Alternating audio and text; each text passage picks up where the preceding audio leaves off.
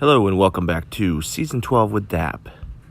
This is war number 9 and we are facing ISO. In this war I have been assigned Path 3 in Section 1 and Path 6 in Section 2. All of my fights in this war are going to be fought with Quake, so I am going to bring in Nick Fury and Deadpool to help with Quake on her item usage. And the reason for this is I do run with suicides, and with Nick Fury and Deadpool, I'm going to purify the first bleed, which is the double edge, and I'm going to gain 10% health when I do this. So I won't be running with any bleed at the start of these fights, and I'll also gain 10% health at the start of the fights. So this is going to be a big help for me, because a lot of my damage in some of these fights are, from the double edge, and I use a lot of healing potions because of that. All right, first fight of the war is going to be on Node 16, and we have Human Torch. Node 16 is Psychic Thorns. So basically, if you make any contact damage with the opponent, you're going to be dealt damage back to you. And Quake is a really good option for Psychic Thorns because you don't have to hit the opponent. And a lot of defenders, they don't think about Quake as an attacker in these situations, so they, put defenders on there that Quake can handle pretty easily.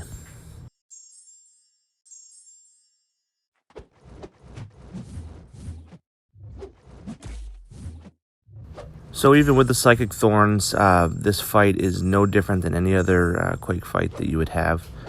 Just stick to your game plan, and the opponent's going to go down, pretty easily. All right, next we're going to move up to Node 15, and we have the shared fight Sinister. Again, this Node 15 is also going to be Psychic Thorns. Also has Limber, Nullify, so some good nodes here. Again, I'm going to bring in Quake. Again, the Psychic Thorns is going to mean absolutely nothing for me in this fight. The Limber does change the way you would play this fight a little bit, because the stun is going to decrease more and more as you go. And when that happens, concussion is going to last longer than the stun, which can be a little tricky with Quake. But really, all it's going to happen is you're going to evade everything, whether you try or not. So that's something to be aware of. And that is a pretty good example here coming up, where the concussion's lasting longer. I'm going to throw this random heavy out of nowhere, and it's not going to matter. I'm still going to evade everything, and it really doesn't matter. So just understand that when you're going in, you're going to have to wait out the extra concussion, and don't let that throw you off your game plan if you're using Quake in this situation. But other than that, it just basically turns into stun immune when Limber's active. So Limber doesn't really bother me, and get him down pretty quickly. All right, then we're going to move on to Section 2, and in Section 2, I do have Path number 6. So we're going to move up towards the middle this time and head over to Path 6. My first fight on this one is going to be Node 38. We have Sentry, and Node 38, the only thing you have to worry about here is the no retreat. So no double dashbacks, which again, Quake is usually a pretty good option here because she will have her own dashback that doesn't count towards this. So as long as you don't dash back twice, you're fine. With Sentry, he does have a double hit heavy, so if that comes into play, it's going to be the heavy evade and then a dex evade. So it's still just one dash back for no retreat, so there shouldn't be any issues with this one.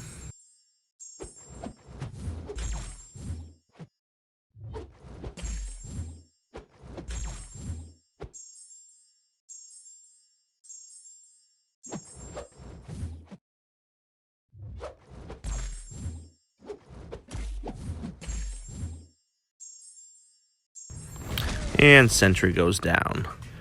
Pretty straightforward fight there.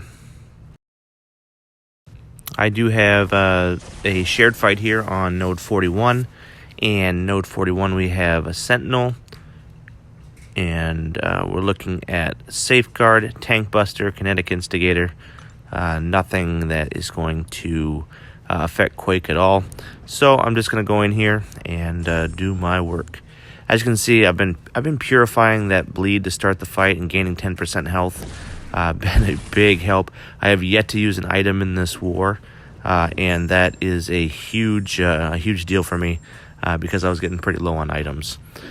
So this fight very straightforward for Quake. It might be tougher with some of the other champs, but really Sentinel cannot do anything here that's going to take me out of my game plan, and I'm going to get this guy down in less than a minute.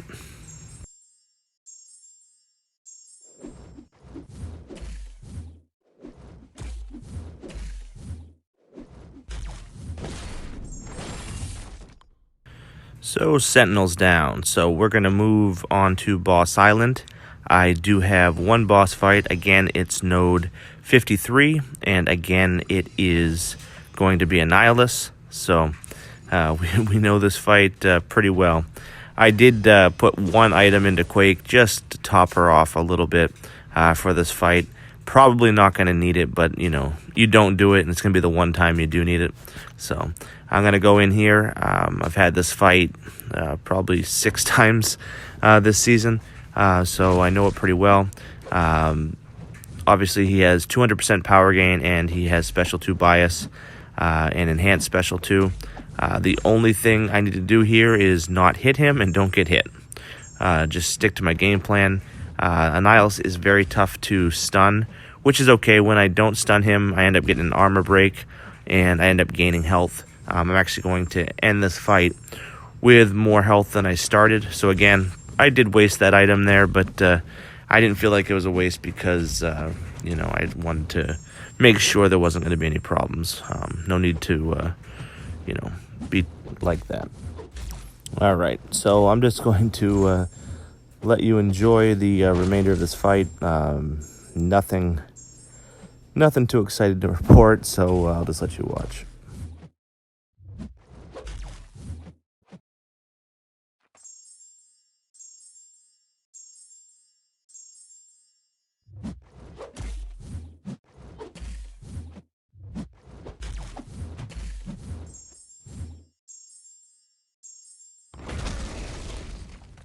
All right, so we got that guy down. That is the end of the war for me.